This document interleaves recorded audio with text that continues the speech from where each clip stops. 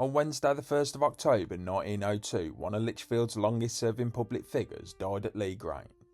His name was John Samuel Brown. Brown was 86 years old and less than a fortnight away from his 87th birthday. During his long life he'd been a businessman, a farmer, church benefactor, sheriff and a mayor, and had completed an extraordinary 42 years of service on the Lichfield Board of Guardians. His death was described by the local newspaper as a severe loss for Lichfield and the surrounding neighbourhood. John Samuel Brown was born on the 16th of October 1815. He was educated at Hindley Cottage Academy in Wood Lane, Yoxall. One of his school friends was Edward Lyman Blanchard, who would later become a celebrated writer and a dramatist. In one of his works, Blanchard recalled an outing in August 1829.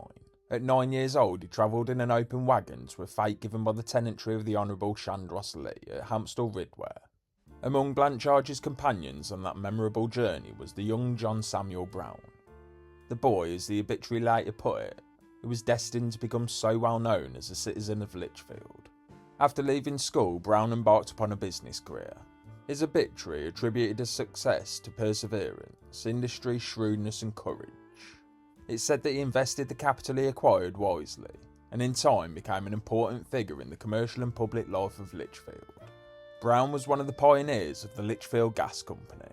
For more than 20 years he served as a chairman of its board of directors, remaining in the position until shortly before his death. His involvement in local government began comparatively early in his life.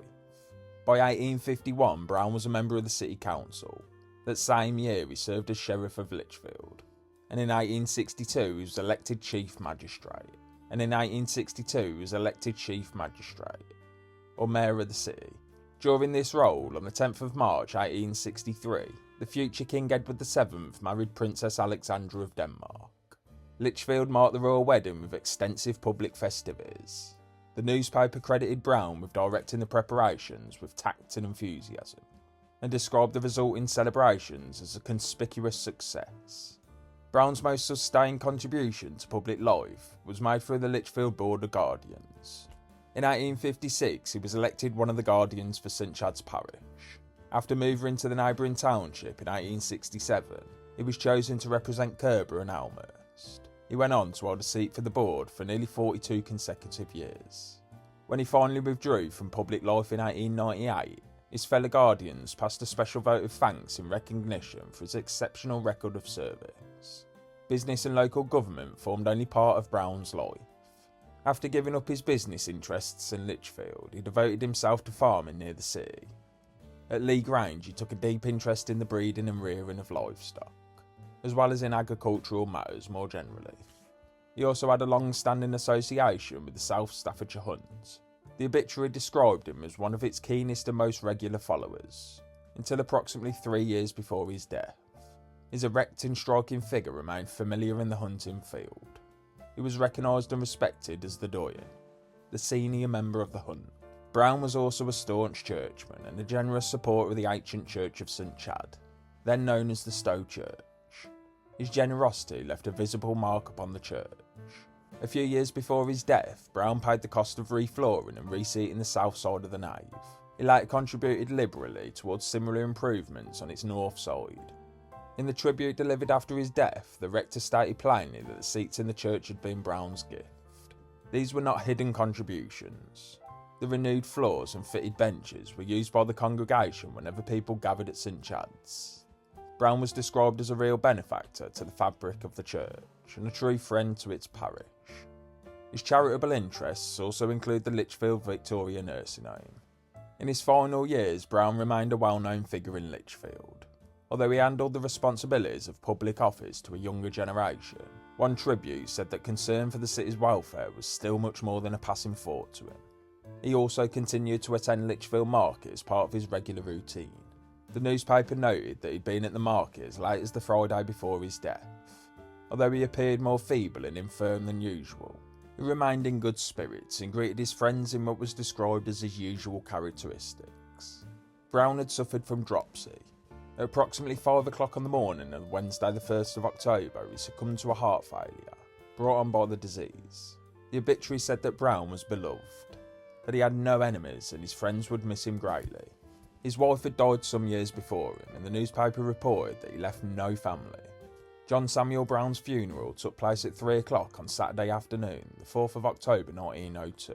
The procession travelled from Lea Grange to St Chad's Church.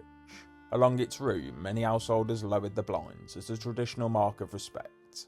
As the procession approached the city, the mayor and members of the corporation met the mourners. Those represented at the funeral included the sheriff, aldermen and councillors, members of the Board of Guardians, clergy and representatives of the South Staffordshire Hunt.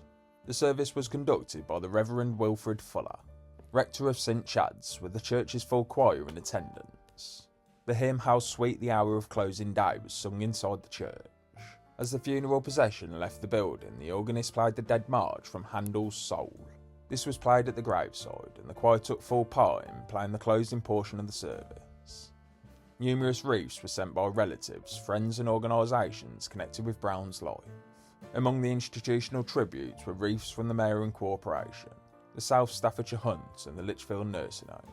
Brown's remains were enclosed in a metallic inner shell, with a panelled oak outer coffin and brass fittings. The inscription recorded his full name, his birth on the 16th of October 1815, and his death on the 1st of October 1902. Before being lowered into the ground, the bells of St Chad's were rung. On the following Sunday morning, the rector chose a passage from the Book of Job for his sermon. "Thou shalt come to thy grave in full age, like a shock of corn cometh in his season." The rector said that almost the whole of Brown's life had been spent in Lichfield, with many of his later years lived in the parish of St Chad. He believed that the keynote of Brown's life had been one word: service. That service could be seen in Brown's work for the church, its parish and its congregation. The rector recalled that the church seats were Brown's gift, described him as a benefactor to the building itself, and remembered him as a true friend of the parish. The image of harvested corn was particularly appropriate. Brown had lived beyond the traditional span of 60 years and 10, basically 3 years of 20 and then a set of 10, so 70 years. He'd spent his later life farming at Lea Grange, and had lived to see the harvest gathered during the final year of his life. Now, in the rector's words, he too had been gathered into the garner like a shock of corn. John Samuel Brown's life stretched across most of the 19th century. He travelled as a schoolboy in an open wagon, built a successful business career, helped pioneer one of Lichfield's most important companies, served as the sheriff and mayor, and given 42 consecutive years to the Board of Guardians. He'd followed the South Staffordshire Hunt, farmed the land at Lea Grange, and supported the nursing home, even paid for the floors and the seats at St Chad's Church. The newspaper published after his death described him as a veteran public servant, a generous benefactor, and one of Lichfield's most valued friends.